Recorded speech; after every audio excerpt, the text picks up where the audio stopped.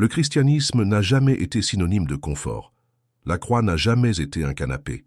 Dès le moment où Jésus a dit « Renonce à toi-même, prends ta croix et suis-moi », il ne nous invitait pas à une vie sûre.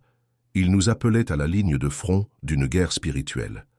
Mais au fil des ans, beaucoup ont échangé l'épée contre le coussin, le genou plié contre le siège confortable de l'indifférence. On a créé une idée fausse selon laquelle suivre le Christ, c'est vivre en paix avec le monde, être accepté par tous, éviter les conflits, éviter la douleur. Et c'est un mensonge séduisant, car il semble pieux, mais il est lâche. Il semble spirituel, mais il est mondain. Le vrai chrétien est en guerre, contre le péché, contre la chair, contre les principautés du mal. Il vit avec le bouclier de la foi dans une main et l'épée de l'esprit dans l'autre. Il comprend qu'il y a un prix à payer pour suivre la vérité, qu'il y a des blessures de bataille, qu'il y a des trahisons, des rejets, des déserts, mais il y a aussi l'honneur, la gloire et une couronne incorruptible. Et si vous pensez encore que le christianisme est un abri émotionnel pour vos peurs, peut-être n'êtes-vous jamais vraiment entré dans la bataille. Dans cette vidéo, vous serez confronté à la réalité oubliée de la foi chrétienne. Nous allons démonter la fausse théologie du confort, exposer les ennemis silencieux de l'âme et vous rappeler que la foi qui ne lutte pas ne sauve pas. Préparez-vous. Car celui qui aime le vrai Christ ne vit pas en paix avec le monde. Il y a un mensonge confortable qui s'est répandu comme un poison doux parmi ceux qui se disent chrétiens. L'idée que l'Évangile est une invitation à la stabilité, à la réalisation personnelle et à la sécurité émotionnelle. Une foi centrée sur l'homme, où Dieu est le protecteur de vos volontés et le réalisateur de vos rêves. Mais cet évangile de paix, cette fausse paix, ne sauve personne. Il ne fait qu'endormir les hommes profondément, sur le chemin large de la perdition. Le Christ n'est pas venu apporter le confort. Il a lui-même dit « Ne croyez pas que je sois venu apporter la paix sur la terre. Je ne suis pas venu apporter la paix, mais l'épée. » Matthieu 10, 34. Quelle est cette épée? C'est la séparation, entre la lumière et les ténèbres, entre la vérité et le mensonge, entre la foi authentique et la religion morte, entre ceux qui vivent pour Dieu et ceux qui vivent pour eux-mêmes, avec le nom de Dieu sur les lèvres. Mais ce qui est prêché aujourd'hui dans les chairs n'est pas une épée, c'est du coton. Des prédicateurs annoncent un Christ thérapeute qui vient guérir l'estime de soi blessée, réaliser des projets personnels, protéger les sentiments. Un Christ réduit à la fonction de conseiller motivant. Pendant ce temps, le véritable évangile saigne dans les ruelles de l'indifférence, ignoré par des cœurs qui ne supportent pas d'entendre parler de renoncement, de croix et de repentance. L'Écriture est claire. L'amitié du monde est inimitié contre Dieu. Jacques 4, 4. Mais comment peut-il y avoir une guerre spirituelle quand le peuple de Dieu veut être accepté par le monde? Comment pouvons-nous être le sel de la terre si nous avons peur d'être rejetés? Comment pouvons-nous être la lumière du monde si nous essayons de nous mélanger aux ténèbres? Il y a une génération de chrétiens qui veut la couronne, mais ne veut pas les clous. Qui veut la gloire, mais rejette le Golgotha? Qui veut le ciel, mais ne veut pas mourir à l'ego? C'est l'évangile de la paix illusoire, et il remplit les églises de personnes non régénérées, qui ne sont jamais nées de nouveau, mais se sentent confortablement protégées au sein d'un système religieux qui ne fait qu'affirmer et ne confronte jamais. Charles Spurgeon dénonçait ce faux évangile à son époque. Il a écrit « Si vous êtes un croyant qui vit dans le monde comme les mondains, votre foi est fausse. La grâce de Dieu ne laisse jamais un homme tel qu'il était. » Et ce que nous voyons aujourd'hui, ce sont des multitudes de personnes qui n'ont jamais été transformées par le Saint-Esprit, mais qui sont convaincues d'être sauvées, parce qu'elles fréquentent les cultes, chantent des louanges et écoutent des messages agréables. Mais la question qui résonne comme un coup de tonnerre spirituel est celle-ci. Êtes-vous né de nouveau? S'il n'y a pas eu de guerre dans votre âme, peut-être n'y a-t-il jamais eu de conversion. S'il n'y a pas de lutte contre le péché, peut-être êtes-vous encore mort en lui. Car le véritable évangile ne laisse personne en paix. Il blesse avant de guérir, il brise avant de restaurer, il humilie avant d'exalter, il tue le vieil homme avant de donner vie au nouveau. La foi réelle est marquée par le sang, celui du Christ et le nôtre. Car vivre pour Dieu dans un monde dominé par le péché, c'est déclarer la guerre contre tout ce qui nous entoure. C'est porter une croix tous les jours, c'est mourir tous les jours. Et ne vous y trompez pas, Si le christianisme que vous vivez ne génère pas de conflit spirituel, ne provoque pas de renoncement, ne défie pas votre cœur à obéir, alors peut-être n'est-ce pas l'évangile du Christ que vous avez connu, mais une imitation confortable créée par les hommes pour maintenir les églises pleines et les cieux vides. Le monde est le vrai chrétien. L'enfer attaque celui qui appartient réellement à Dieu. Et si tout autour de vous est tranquille, c'est parce que l'ennemi vous considère déjà neutralisé. L'une des armes les plus efficaces de l'ennemi est le silence. Non le silence de la prière, mais celui de l'ignorance. Une guerre est en train d'être menée en ce moment même, à l'intérieur des maisons, des églises, des pensées. Mais une grande partie du peuple de Dieu continue comme si rien ne se passait. Ils dorment. Ils dorment spirituellement, tandis que des démons marchent autour d'eux, murmurant des mensonges, déformant la vérité et sabotant la foi. L'apôtre Paul n'a pas dit « évitez le mal ». Il a dit « revêtez toute l'armure de Dieu afin de pouvoir résister dans le mauvais jour ». Éphésiens 6, 13. Ce n'est pas une métaphore poétique, c'est une convocation réelle, une préparation au combat. Pourquoi alors beaucoup de croyants ne vivent-ils pas comme s'ils étaient en guerre? Parce que l'évangile moderne les a enivrés de promesses de tranquillité, de bénédiction et de protection, comme s'ils étaient des touristes en croisière céleste, au lieu de soldats en territoire ennemi. Mais la Bible n'a jamais promis de terrain neutre. Tout vrai disciple marche entre les tranchées, le péché est aux aguets, la chair crie, le monde séduit et le diable observe. Et malgré cela, beaucoup sont désarmés. Ils ne prient pas, ils ne jeûnent pas, ils ne méditent pas la parole, ils ne veillent pas. Ils croient qu'il suffit de croire en Jésus et tout ira bien. Mais la foi qui ne lutte pas est une foi qui a déjà perdu. Le salut est par la grâce, oui, mais la persévérance est une bataille quotidienne. Spurgeon avertissait les croyants de sa génération avec ces mots « Attention, chrétiens, vous êtes en territoire ennemi. Ne marchez pas sans votre épée. Elle n'est jamais en sécurité dans son fourreau. Veillez toujours. Une attaque peut surgir d'où vous l'attendez le moins. Ce n'est pas le monde qui vous offre le plus grand danger. C'est votre propre cœur. Car la bataille la plus intense du chrétien n'est pas à l'extérieur, elle est à l'intérieur. C'est là que l'orgueil essaie de s'exalter.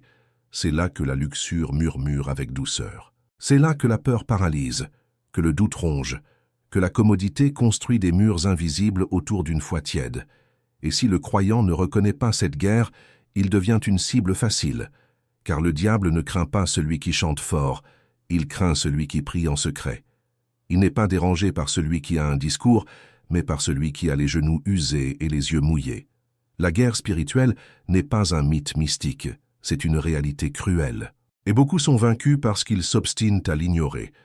Le christianisme sûr et confortable est une illusion. La vraie foi est une tour de guet, pas une maison de campagne. Le Saint-Esprit n'est pas une anesthésie, il est un feu purificateur. Et ce qui n'est pas brûlé par lui sera consumé par les ténèbres. Celui qui vit la vérité sera haï par le monde.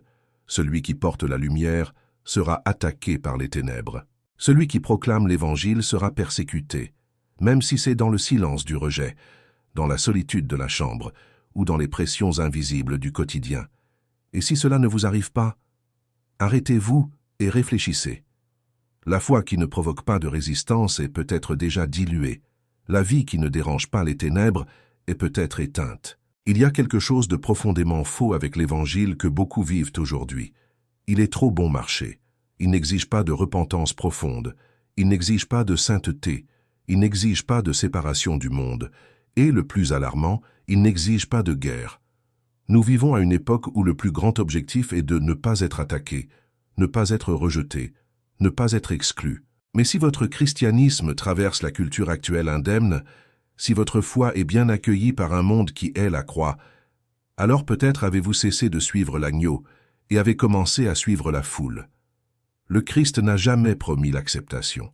Au contraire, vous serez haïs de tous à cause de mon nom. Luc 21, 17.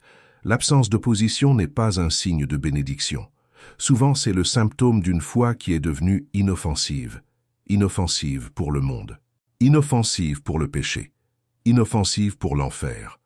Charles Spurgeon avertissait clairement, le Christ n'a jamais promis que ses disciples seraient impopulaires.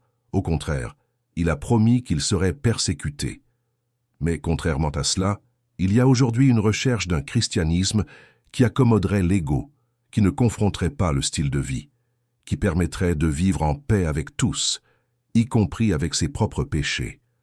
Et le résultat est dévastateur. Une génération de croyants fragiles, incapables de supporter la moindre épreuve, des hommes qui abandonnent à la première résistance, des femmes qui abandonnent la foi quand leurs désirs ne sont pas exaucés, des jeunes qui ne supportent pas de vivre différemment du monde et préfèrent taire leur foi pour ne déranger personne.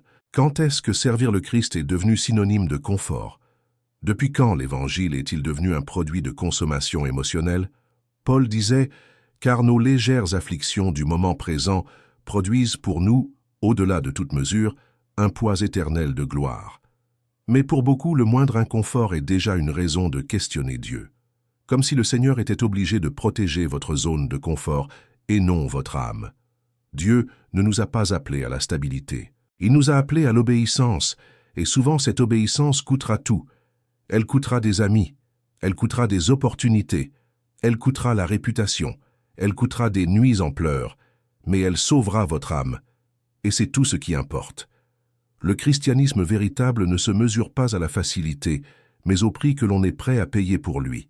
Il n'y a pas de victoire sans guerre, il n'y a pas de gloire sans croix, il n'y a pas de résurrection sans mort. C'est pourquoi examinez-vous. Si votre foi n'a jamais été éprouvée, peut-être n'a-t-elle jamais été réelle. Si votre cœur n'a jamais ressenti la douleur du renoncement, peut-être n'êtes-vous jamais mort au monde.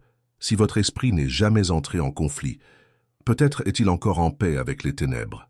Vous n'avez pas besoin de voir des démons pour savoir que vous êtes en guerre. Vous n'avez pas besoin d'entendre des voix pour comprendre qu'une bataille est en cours. Le simple fait de vous réveiller chaque jour avec des désirs qui tentent de vous éloigner de Dieu est suffisant pour prouver le champ de bataille est votre cœur. Cette guerre est silencieuse. Elle ne crie pas, elle séduit.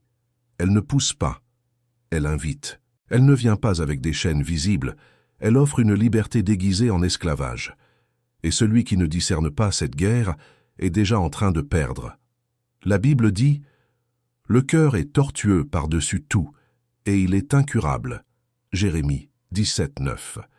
C'est en nous que la vraie lutte se déroule. Ce ne sont pas seulement des tentations externes, mais des impulsions internes qui doivent être crucifiées. Le vieil homme, même enterré, essaie encore de respirer. La chair, même vaincue, crie encore. Et le Saint-Esprit nous appelle à marcher sur des charbons ardents, non par plaisir mais par sainteté.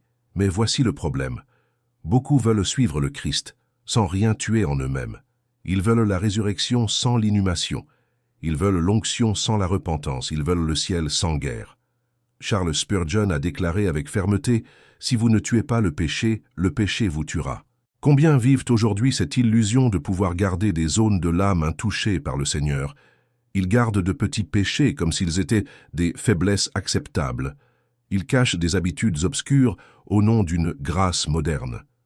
Mais la parole dit « Soyez saints, car je suis saint ». 1 Pierre 1:16. Cette sainteté n'est pas un accessoire, c'est l'armure du cœur. Sans elle, le croyant est exposé, fragile, vulnérable, et l'ennemi connaît chaque brèche. Il n'attaque pas là où vous êtes fort. Il entre là où vous vous êtes relâché. Un regard non surveillé, une parole non freinée, une pensée caressée. C'est ainsi que la guerre progresse. Non pas avec des épées, mais avec des concessions. Et si votre cœur n'est pas l'autel de la vigilance, il sera le trône de l'ennemi. Car là où Dieu ne règne pas, le diable domine. Ne vous y trompez pas. Votre plus grand ennemi n'est pas en dehors de vous. Il est à l'intérieur. L'incrédulité, la froideur, la vanité spirituelle, le manque de prière. Tout cela est une munition entre les mains de l'enfer. Si votre cœur n'est pas un champ de sanctification quotidienne, il deviendra un champ de destruction lente. La guerre est réelle, et elle commence dans les détails, dans les petits écarts, dans les petits mensonges, dans les petites excuses, et c'est pourquoi le croyant doit vivre avec l'épée dégainée, non pas contre des personnes, mais contre lui-même, non pas pour blesser les autres, mais pour crucifier sa propre chair. Car le vrai chrétien non seulement croit, il lutte. S'il y a un endroit où la guerre spirituelle se manifeste avec toute sa violence invisible, cet endroit est la chambre secrète.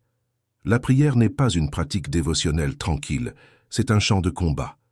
S'agenouiller est un acte de rébellion contre l'enfer. Plier les genoux, c'est déclarer que le trône appartient au Christ, et le diable est chaque seconde de cela.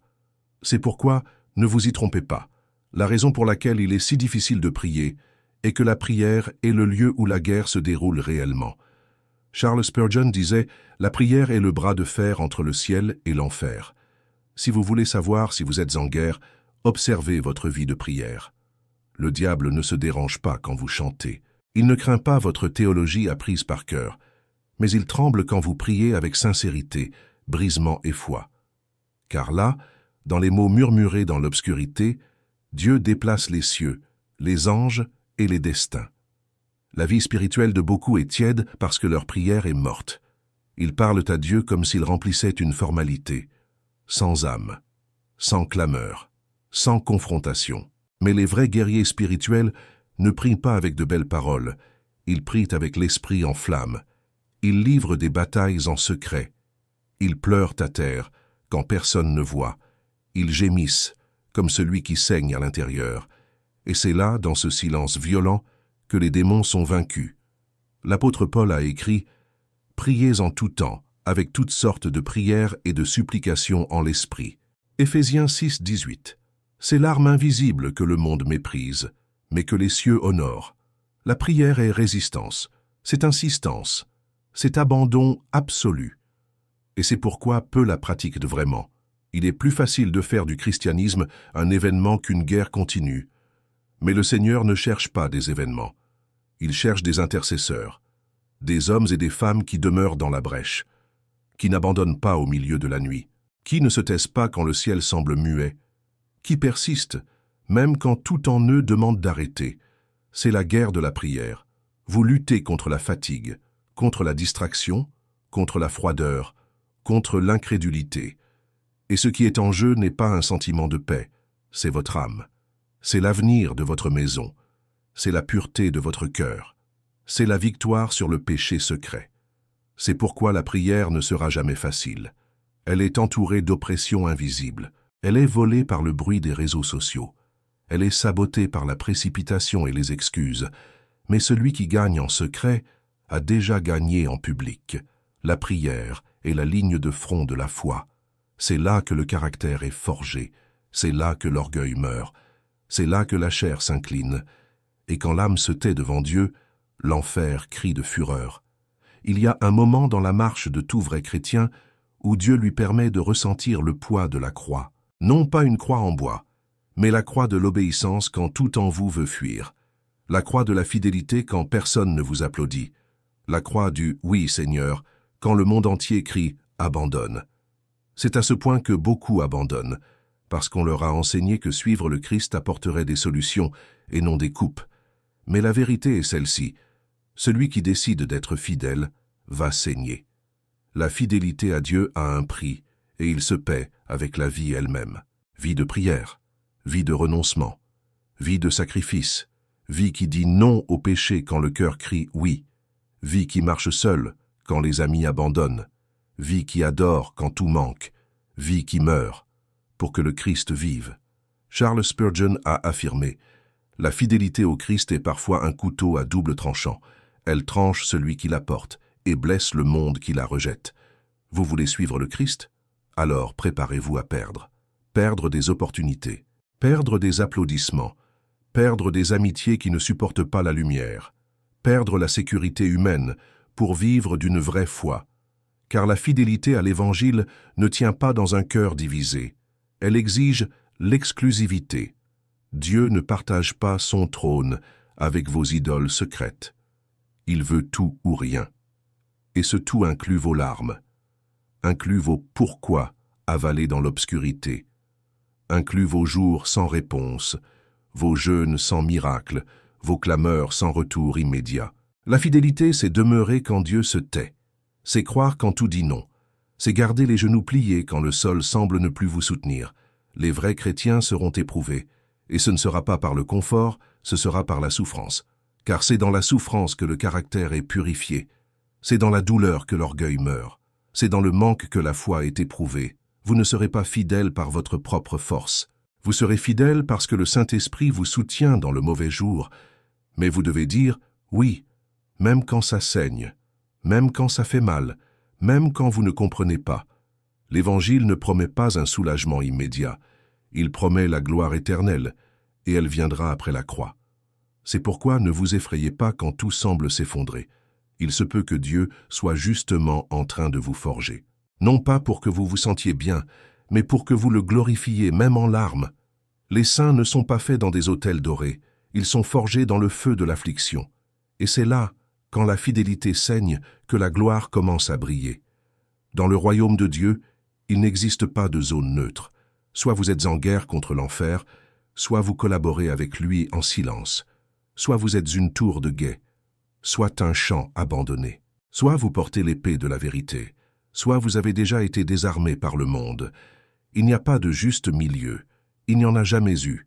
Jésus a dit « Celui qui n'est pas avec moi est contre moi ». Luc 11, 23. Ce n'est pas une métaphore, c'est une sentence. Un sceau éternel qui sépare les soldats des sympathisants. Mais ce que nous avons aujourd'hui, ce sont des multitudes de croyants qui se disent neutres. Ils ne veulent pas trop s'impliquer. Ils ne veulent pas être fanatiques. Ils ne veulent pas paraître radicaux. Ils préfèrent la zone grise d'une foi sans confrontation, d'un christianisme qui ne dérange personne.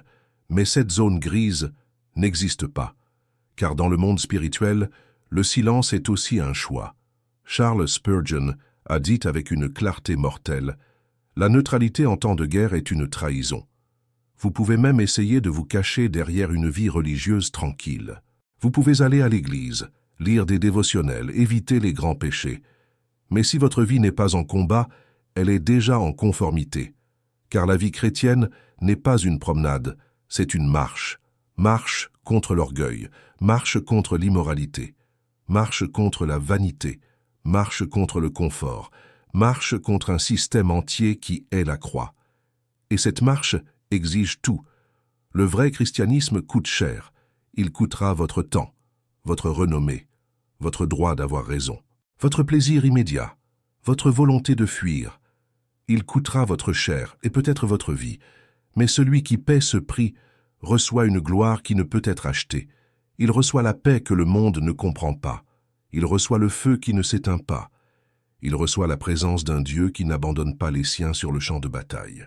Et quand cette guerre invisible sera terminée et que le roi reviendra, avec des yeux comme une flamme et une épée aiguisée, il ne viendra pas chercher des sympathisants, il viendra chercher des soldats fidèles, des hommes et des femmes qui n'ont pas reculé devant la douleur, qui n'ont pas renié la vérité par commodité, qui n'ont pas échangé l'éternité contre 70 ans de confort. Et ce jour-là, peu importera le nombre de followers que vous aviez, le nombre de prédications que vous avez écoutées, ou le nombre de bénédictions que vous avez reçues.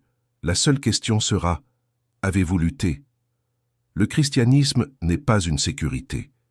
Il ne l'a jamais été. Depuis le calvaire, chaque pas de la foi est posé sur une terre sacrée et maculée de sang. Sang des prophètes, sang des apôtres, sang de l'agneau. La croix du Christ n'est pas une amulette de protection, c'est un étendard de guerre. Et tous ceux qui suivent cet étendard deviennent des cibles. Cibles du monde, cibles de l'enfer, cibles de la chair. Mais ils deviennent aussi des instruments. Instruments de lumière au milieu des ténèbres, des épées aiguisées entre les mains de l'esprit, des voix qui ne se courbent pas, des âmes qui ne se vendent pas. Maintenant, regardez-vous. Voyez où vous en êtes. Examinez votre vie. Luttez-vous ou fuyez-vous? Marchez-vous ou dormez-vous? Portez-vous la croix ou seulement le nom de chrétien? Si votre évangile ne vous coûte rien, alors ce n'est pas encore l'évangile du Christ. Mais si aujourd'hui vous entendez cela avec le cœur en feu, sentant que quelque chose en vous doit changer, alors il est encore temps. Temps de se lever, temps de revêtir l'armure, temps d'abandonner le christianisme tiède et d'entrer dans la bataille pour votre âme.